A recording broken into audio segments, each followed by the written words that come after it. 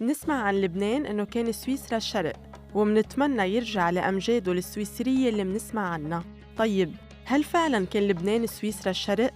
وإذا هالحكي مزبوط، بأي مرحلة زمنية لقب بسويسرا الشرق؟ بفترة الخمسينيات والستينيات من القرن العشرين، يعني فترة ما قبل اندلاع الحرب الأهلية عام 1975، لقب لبنان بسويسرا الشرق. ليه؟ تعددت الأسباب.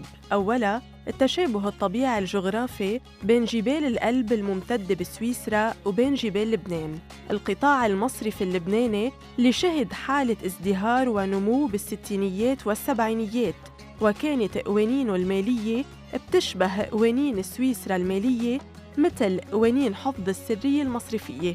تنوع الثقافة بلبنان وسويسرا، هالبلدين اللي بيضموا خلفيات ثقافية وفكرية مختلفة، واعتماد لبنان بشكل كبير على السياحة، خاصة بفترة الاستقرار السياسي النسبي، الأمر اللي بيتلاقى مع القطاع السياحي بسويسرا اللي بيتميز بالطبيعة الجذابة، الفنادق والمطاعم الفاخرة ومراكز الاصطياف.